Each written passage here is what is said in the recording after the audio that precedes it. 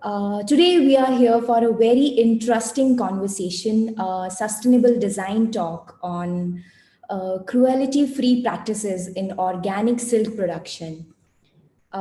Just a question to all the audience. I think so. Can you think, high quality silk can be produced without harming the environment or the animals involved in silk production? Uh, Anybody?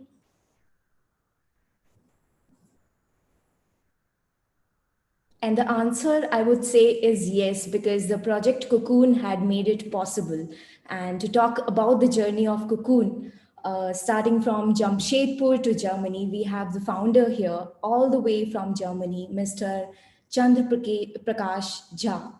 I welcome you, sir, on behalf of the whole JD family, and I would like you to take you over the platform and take us through the journey of Cocoon, requesting the audience to stray through the event. And please put down your questions in the chat box. We'll be taking it towards the end. Over to you, sir. Hey, good afternoon, everyone.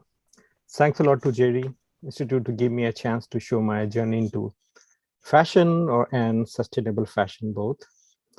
I would like to share my screen. Is it visible? There are two different chairs. Yes, sir. Wonderful.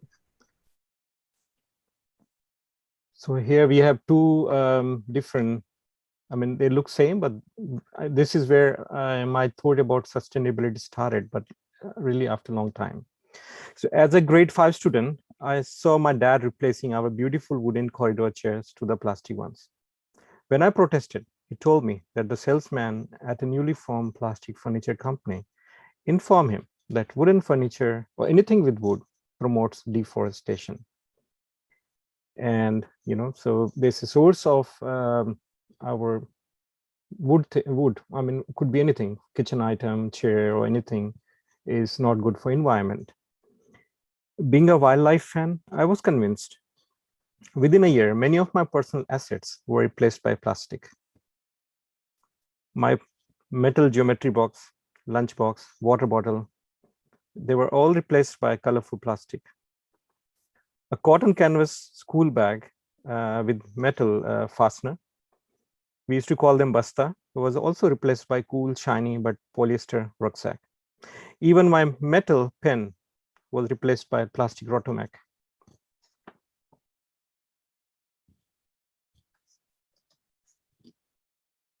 Last month, when we all saw news of a sinking container ship carrying 78 metric tons of plastic granules called nurdles. The raw material used to make most type of plastic products, including furniture. Mostly nurdles are used for furniture or anything strong and robust.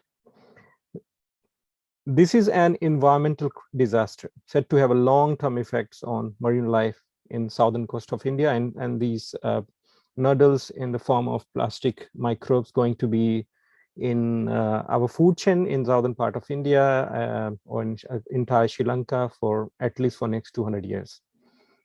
So here you can understand, like, I was convinced that plastic is sustainable, but now after 35 years, we see, no, I mean, I saw myself, no, it was wrong. And not to forget huge carbon footprints in making these granules from crude oil extraction, transport, and manufacturing. Most of the wars in our times happened because of holding ownership of crude oil producing regions, killing thousands of people. As a human being, I feel partially responsible for this disaster. I also feel responsible when I see dead people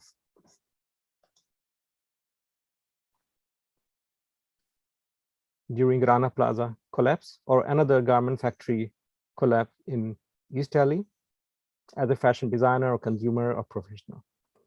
I feel terrible that still in Maharashtra,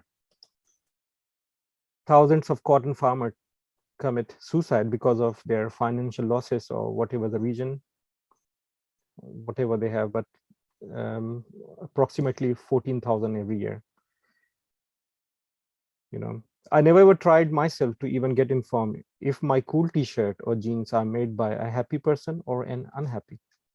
if there are blood and or sweat of innocent people on what I wear in my day-to-day life. Dear friends, term sustainability has been misused multiple times for monetary or economic goals. I'm really honored here to be giving my coming presentation in front of budding fashion professionals in India. Make me very glad that lessons on sustainability is provided now at an early stage so that everything can be understood at the beginning. I started my journey of making sustainable silk in the year of 2011, and that was almost 9 years after my graduation. I worked in conventional fashion industry in India, in Europe, but I failed to do something which is much more sustainable and also supporting livelihood, generating employment without destroying environment in 2011. We call it creativity can care. I mean, you guys have same 3C. I had same 3C. But those days there was a brand in Europe with 3C, so we could not make 3C. So it was still under consideration what kind of brand we do. So here is Jharkhand, less known to within India people. They don't know where exactly is it. So exactly here where my cursor is Jamshedpur. And there I took over one conventional silk farm. So there was silk farm, but they used all the pesticide. I mean, they did conventional without organic. And it took, I mean, 3 years almost. It took, I mean, 2012, I applied for APEDA, Indian Organic, and to make soil and horticulture, as you guys know, that silk has two procedure. One is horticulture. We call them host trees. It could be mulberry, ari, asan, or arjun. So that part should be organic, no pesticide, no fungicide, no herbicide, and no genetic spray at all. So that part we did, and then came also this, we had to know our silkworm. So we had kind of friendship with them, and they became silkworm, we came close to them, and then they are the main heroes. But you know, learning by doing, we got to know, like, to make the best quality silk, you literally have to kill them. That I didn't like, and we did learning by doing how to make silk without killing the silkworm. But for that, we really had to see how I mean, how life is there, what was not shown during my own fashion study. Like silk was raw material, cocoon was a raw material, but nobody told us that, or we were ignorant that there were life inside. Here's the video.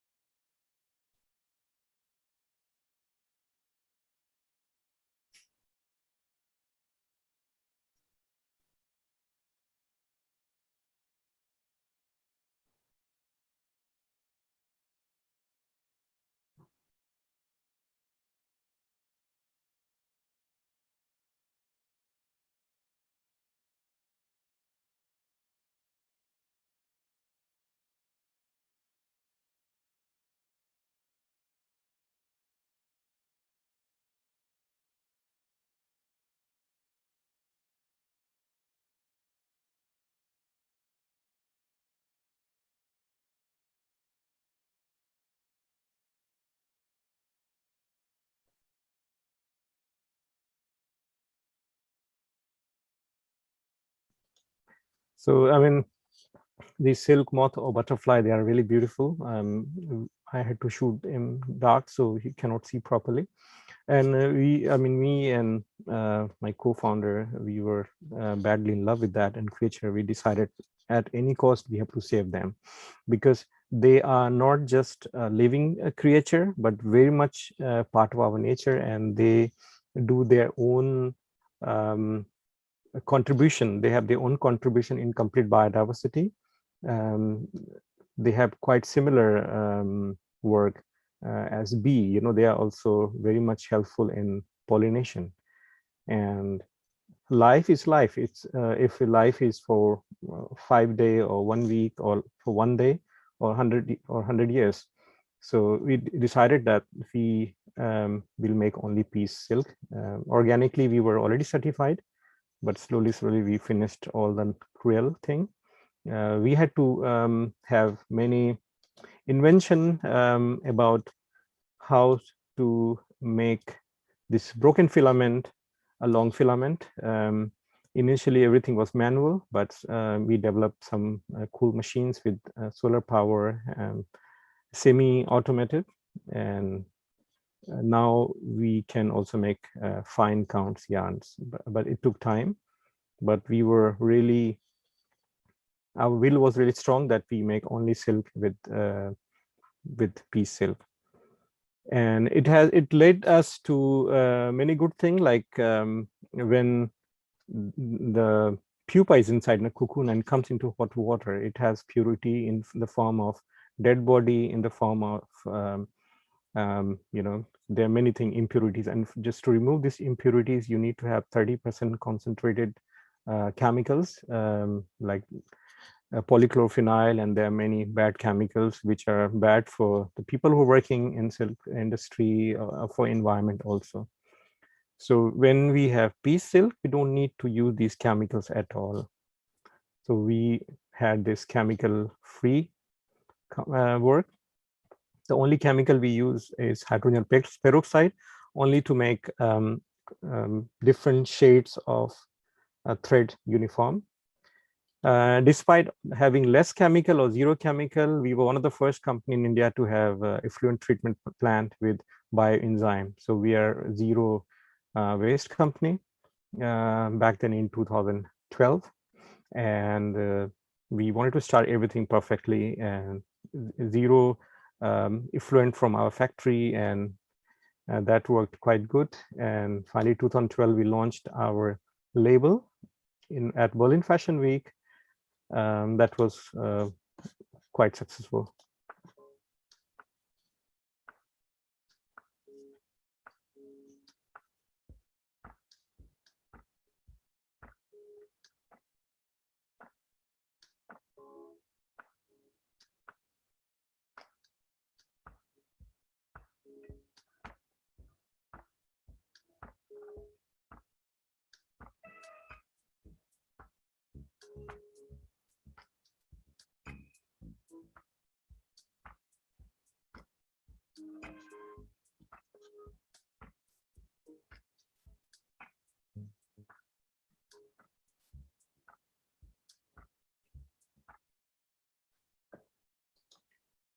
And after 3 years of conversion period in 2015, our silk farm, everything was certified by GOTS Global Textile Standard. So we were one of the first company in whole world which made organic silk peacefully.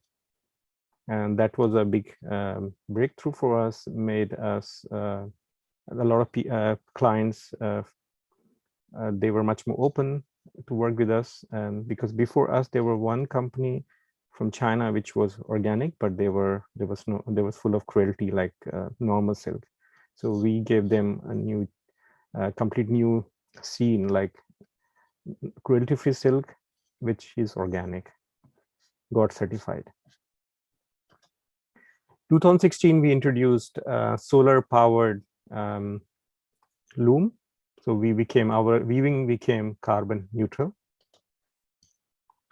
10 metric tons, and then we became market leader.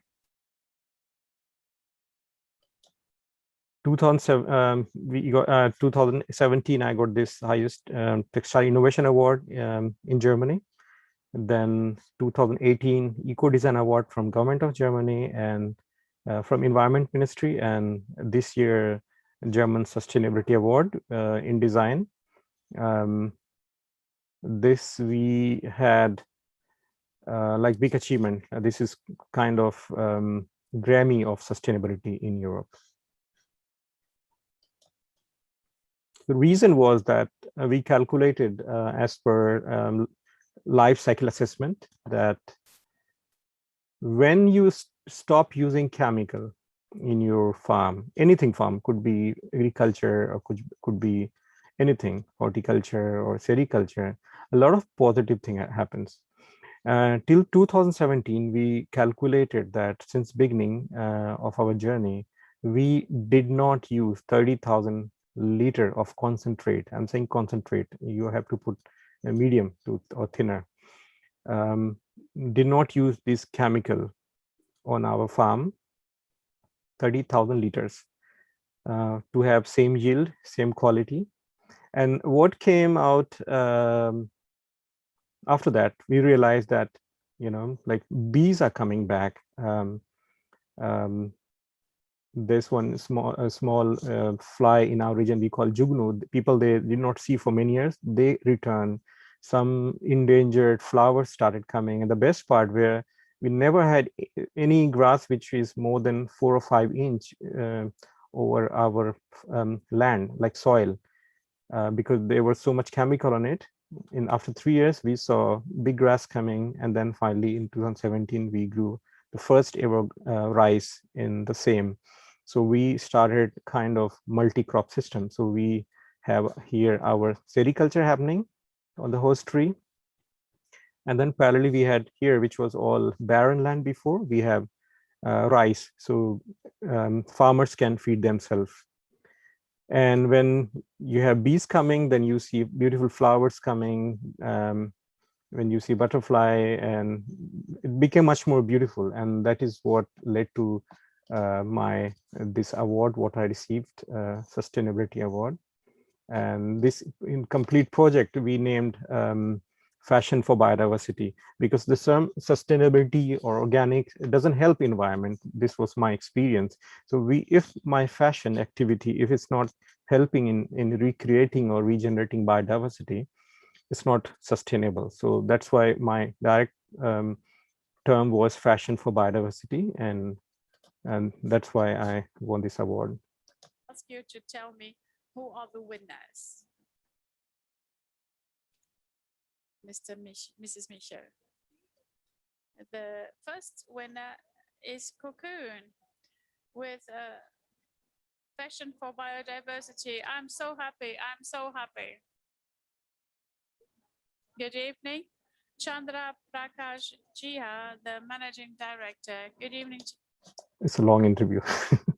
Can be seen on my YouTube channel. But this award made not just me, but people also think about sustainability. If we have to redefine everything, and term organic is also promoting in many areas monoculture. Like also in many part of India, they are doing only monoculture of cotton. On paper they're organic, but for biodiversity they're horrible. So that has to be seen. Last year we irrigation, like how water comes to our farm, we replaced all with solar. So we became carbon negative. That was also, we are one of the first company in India to have 100% solar powered irrigation. So no, even the many organic farming, they have water coming to their farm through they call tulu pump, I don't know, which runs with diesel or mix of kerosene. Very bad for environment, very bad for our greenhouse. So our company is certified. Recently, we are certified with fair trade. I mean, organic is good. We are for purity, we are Silk Mark India certified. And we are also part of World Fair Trade, because the people who are working with us, they get living wages, which is highest in Eastern India. Apart from our own brands, we also supply textile to different brands. These are some of our clients. And early this year, we launched our in-house label in India, also to bring, I mean, we were quite success in Europe. We decided also to bring a taste of sustainable fashion in India at Lakme Fashion Week, Sustainable Fashion Day. We are really happy with Lakme that they have introduced a Sustainable Fashion Day in India, and we were really proud of this event, and we participated.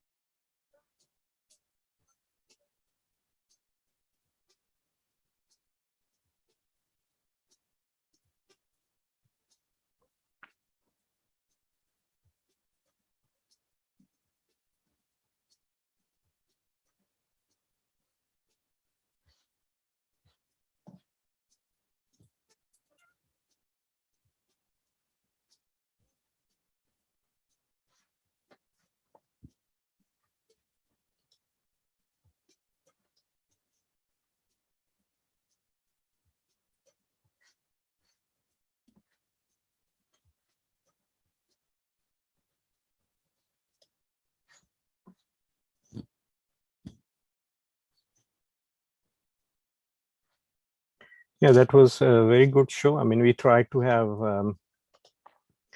the folk art of Jharkhand Chau mixed with German Bauhaus art. And this mix came out after my idea and my co-founder, George. He's a German guy. He's also designer. So we try to do something together. And it was one of the most seen show at Lakme's Instagram. Almost 175,000 people, they saw this show, more than other brands. So that was a big achievement for us, to show that sustainable fashion can also be cool, can be avant-garde, could also walk shoulder to shoulder with contemporary fashion. So here we are not ending. My journey doesn't end just with Cocccon. I'm working with a new brand, Mrida, which is where we are making cool furniture or lifestyle product with our traditional, pottery, to give some more, to modernize Indian pottery, where we are having solar panels coming with clay and promoting vertical gardening, sustainable lifestyle, plastic free. There are many things coming. So we are going to give a job to 200 people by 2023. Then we have a new project where scientists from India, US, and Germany, they're coming together to make the best best textile fiber for environment. This is our code word BTFE. We are using flax, which is actually source of linen, kenaf, and sisal. Sisal look more like aloe vera. You can you might mistake sisal with aloe vera, but they are different. I mean, kind of species of plant. And this also in the project to have to remove or to decrease dependency on cotton. And then all this project, like what I've been doing, came this idea about traceability, like because it's a big thing. Who made my textile, and like whatever we are wearing, what is the contribution to environment or humanity? It was bad or good. For that, my new startup is coming, which is known as, which is already projected as game changer in the future. Where we can this new technology can give extreme traceability about the origin of textile, and also can detect human right abuses or exploitation of human rights. Here we're showing only some mission and vision video. More about that I'm not allowed to say because things are still under patent, but this video can say everything about our intention.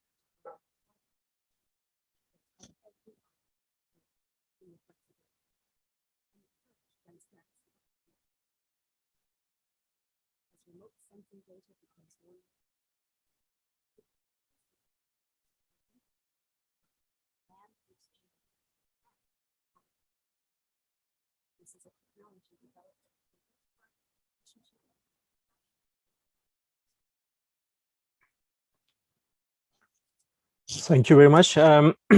And this idea of this startup came only after my own practical experience in making organic silk, which helped in regenerating lost biodiversity. And the journey goes on, you know, there are many things coming up.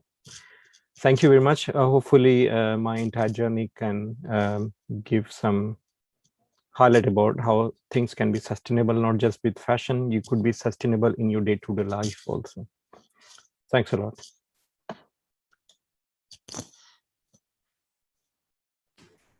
Thank you, sir. That was a lovely project, to be honest. And I genuinely loved the name Cocoon.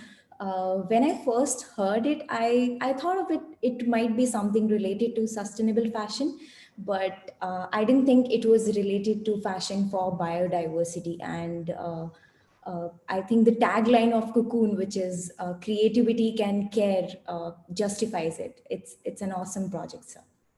Thank you very much. Sir, I have a personal question to ask Mhm. before we start with the audience. You graduated from Delhi, and then now you are running a sustainable fashion brand in Germany.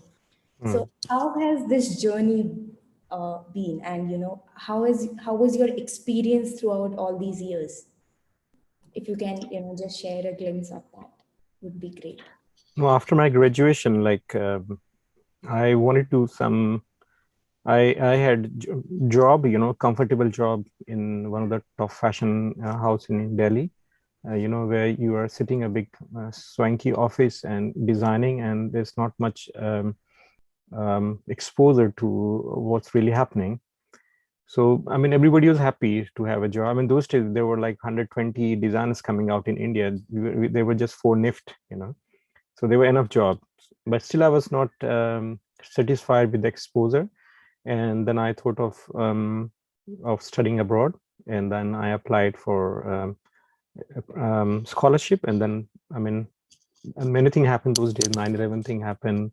And so idea was to go to FIT, but was not possible those days because of restrictions. And then finally ended up in Milan, but I had to do Italian course in India and to learn Italian language because everything was in Italian. There was no English in these countries. Then I came to Milan at Bocconi, and I did my master's. And the thing is, I never thought of settling down in Europe. The idea was to learn everything and come back. But when you are graduated, you are directly getting a job, and then you are busy in fulfilling your daily, things like you need money to fulfill your needs or requirements, or just feeling just but thing is about sustainability came a bit late in my life. When the first time in my life I was working with one company from Barcelona, and by chance I was in India that time, and the production manager said, "Hey, come, I show you where things are made." And I took a long train. I think it was like 35 hours or 40 hours from Tata to Tamil Nadu. And I saw first time how things are made near Tirupur, and it was shocking to see how. I mean, now there are many laws to protect human rights and health of the workers, but those days it was horrible. And somehow it didn't. I mean, I started hating my own industry. Like when you see how people are treated, but poor people, they have to work because they need money for day-to-day life, and they don't have any plan B or something. And sometimes I thought, no, I have to do something else. I mean, then I almost quit my job and started doing research about organic cotton, organic flax, rami. And then I realized that where I am, like I'm from Jamshedpur, it's kind of industrial city. There's no agriculture, nothing. But like if you go 60 kilometers from there, I got to know that this place, they have silk farming, but there's no industry. So only raw materials. And then I thought, okay, this could be kind of win-win situation to provide them more money, because there were so many agents from farmers till a silk factory in Bhagalpur or Varanasi, or sometimes they used to send also their cocoons to South India. There's so many agents in between, and the people who were working really hard, they were getting peanuts. So I had a plan, kind of win-win situation. They get double the price, and I can get raw material for a cheaper price than market. That was a very clever business idea. Did not think much about other things. So it was quick. I mean, I could also, whenever I'm there, I could also meet my parents. And then my co-founder joined me. He's a designer, and we started with 5 village women to start collecting cocoon from the wild. And then I took over around 50-hectare land, and we started like this. And our 2011, we made 25 kilograms of cocoon. Now we are almost 20 tons. So I would not say journey was really smooth. There were many hurdles, but by end of the day, all this hard work pays good.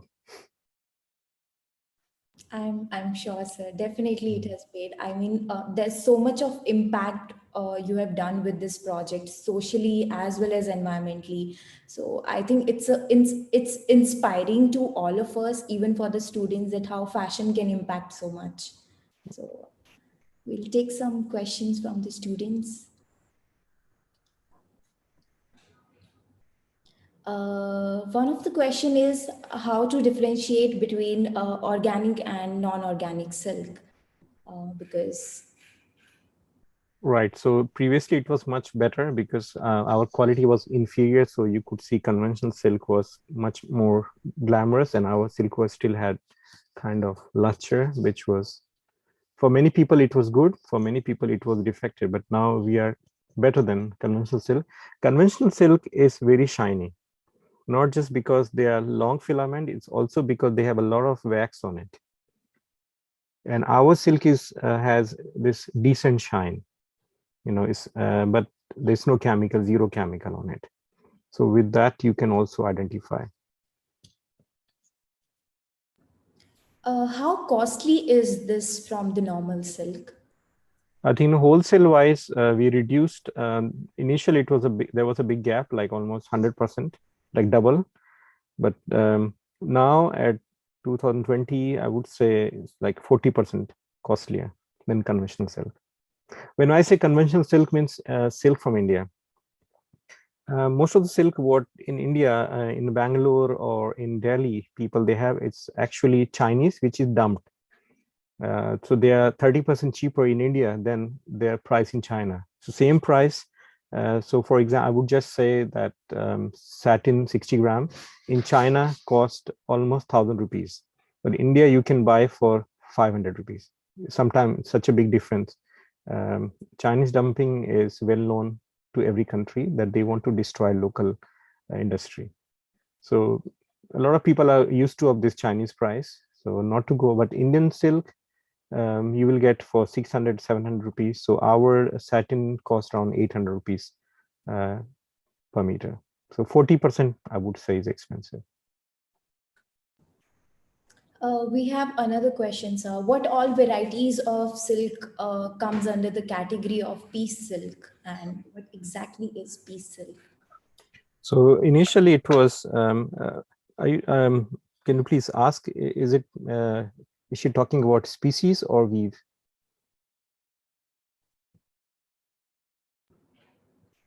Pratik, sir, what are you exactly asking about? Species or weave? You're asking about species or weave?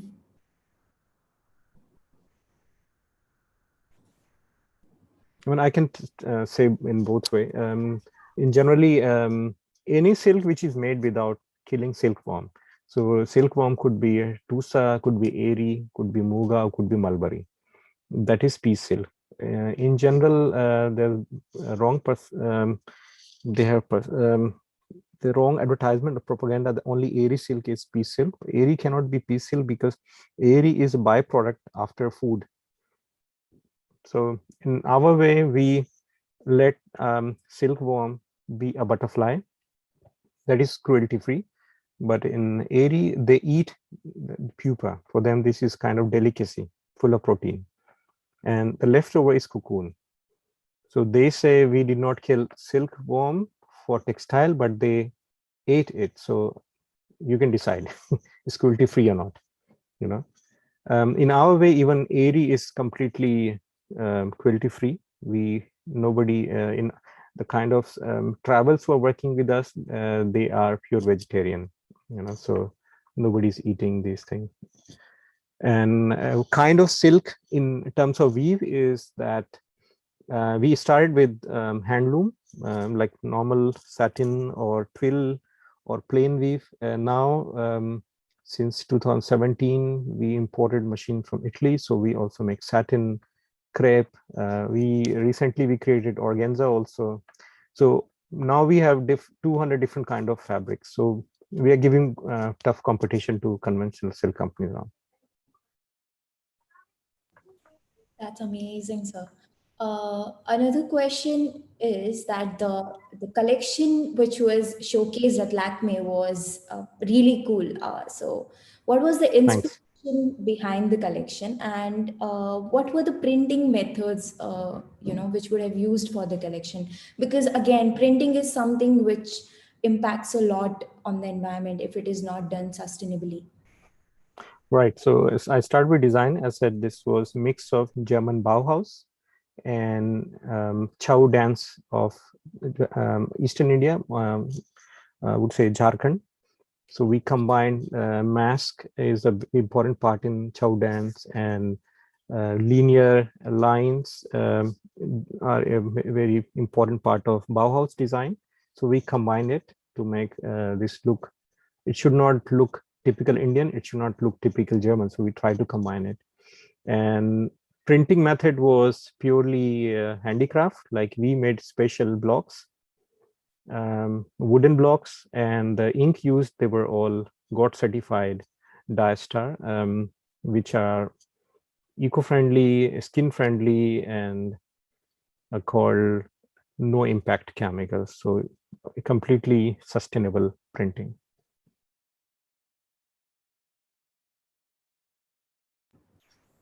Uh, we have another question, sir, which is, doesn't it takes much time that without killing the pupa inside the cocoon and leave it to come out of the cocoon and without the full strand filament, isn't it difficult during the processing of making yarn out of it?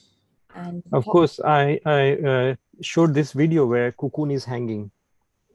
Um, that doesn't exist in conventional silk, so when cocoon is ready, collected and directly thrown into hot water. In our way, we collect them and we hang them till the time each and every butterfly is out. Sometimes they come out themselves, sometimes we have to pierce them so that they can come out. It's a lengthy work, needs a lot of human resources also, but we are all in slow fashion, so we had no hurry. We said, doesn't matter. This adds 3 months of extra work to our farmers. So that was also one of our priority to generate employment. Now it's a system. So now we cannot even imagine doing without this process. And that is also something where a lot of conventional cell company, they don't want to adopt for cruelty free, because it needs a lot of time and needs also a lot of human power. So our process is not about making profit, but also about creating employment, respecting life, no chemical. So we are happy with this lengthy process. so, are the cocoons not infected by the insects during the whole process? And also, when the process is happening, are the plants not killed or anything destructed by the insects They during the eat leaves, that's the only destruction it happens, but they grow also fast. Plants, they have these plants, they have they heal also very quick. So I don't have enough data, but silkworm, they need a lot of leaves. It feeds, it has to be feeded immense. Compared to its size of the body, eats a lot, and our host trees, they are healing. If their one leaf is gone, second leaf is coming fast, so there's no destruction. And actually, we when you do organically without any pesticide, you're not just helping this tree, but also the soil beneath and the air, the many things can be saved. So, are there any restrictions in terms of designing products for fashion through this silk? In 2021, I would say we do everything. Like um, we had restrictions, like because there were a lot of slubs coming out in our silk, but now we reduced to 5% slubs now. Everything can be made. Uh, our clients also make a scarf, they make bridal dresses. One famous brand in UK, they are very famous with our fabric to be market leader in sustainable lingerie now. So everything can be made. Of course, you have restrictions when it comes to outdoor clothing, or when you have to make swimming things. So that is still, we have restriction. We are working on it. So one last question would be, you were talking about one lifestyle brand you are, Mrida. yeah. Mm. So if you can elaborate on that, that would be really good for our interior design department students because it will really help them to understand the process. Right. So Mrida is one system. Number one is to make uh, a kind of holistic change about pottery in India. So if you look at the potters in India, the only invention they have in last 100 years or 1,000 years is just they just added one plastic tap in the ghada, the pot. That's the only invention they have. Or they have different color combination during Diwali. That's it. And these people work really hard, but they cannot make out the earning what they have from pottery. They cannot live for a whole year. They have to do other petty job, and that makes me always sad because Mrida means soil. So it how you use it. So same amount of you know what you make out of soil. If you can make ghada pot, you can make 100 rupees. If you make something lifestyle, you can make 1,000 rupees. The idea is about value addition. You know, if you make something nice, otherwise, if you don't do now these things, because right now we are at a very crucial time about industry 4.0. If you don't have innovation in product for pottery, imagine millions of people getting um, um, there will be starvation in pottery community because 3D printing is coming. Already I saw in Delhi 3D printing Ganesha and Lakshmi people are buying. So the complete product range has to be changed, and you have to think out of the box. And then came this idea to make furniture out of pottery, to make lampshades, to make tiles, plain tiles, otherwise tiles also with solar panel. And also in when you have, instead of making normal pot, you can also have pot for vertical gardening. Vertical gardening across the world, they use plastic pot. So just to have a new, I mean, we all have to think as an interior designer or as a human being also, how we can do some changes, some product we can introduce where can also safe environment, and also can keep these jobs or these skill. People who are potter, they don't know anything else. They cannot do anything else. So millions of Indian potters will be unemployed and they will have nothing. So that was my idea to have this. We are already in the collaboration with Khadi in Gramodyog to start this project. And if any one of you has any idea, most welcome to contact me. We'll start by end of this year, this project in Jharkhand, but we'll expand to pan India by next year. Sure, sir. Any one tip or anything you want to share with our budding designers here?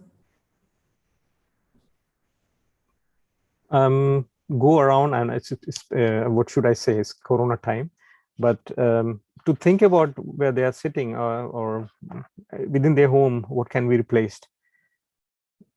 The first thing how I started my project presentation was avoid plastic. Check within around them what is plastic, to replace that with eco-friendly thing, with sustainably sourced wood or clay, terracotta. If you live in this atmosphere, then you will have ideas started coming. So play around yourself and create something which can make a big impact. Just don't draw sketches without thinking about raw materials. Think about raw materials which are sustainable. Start caring from pencil stage. That's my suggestion to everyone. That's really inspiring, sir. Coming to the end of our session, I would like to thank you for taking out time from your schedule and sharing such an inspiring story. I'm sure Cocoon has definitely proved that fashion and nature can exist together, and it really, Yes. really stands for biodiversity. So I would like to actually thank the management team for providing us a platform like 3C to host such kind of knowledgeable events. And also want to thank the PR team who is present here today. Uh, Cheers up to the 3C team because they are working hard to bring up conversations like this. And thank you to the audience for your support. And wishing you all a happy Friday. And stay tuned for our next event. Have a nice weekend. Yes, sir. Thank you, sir. Thank you so much. Thanks a lot, everyone.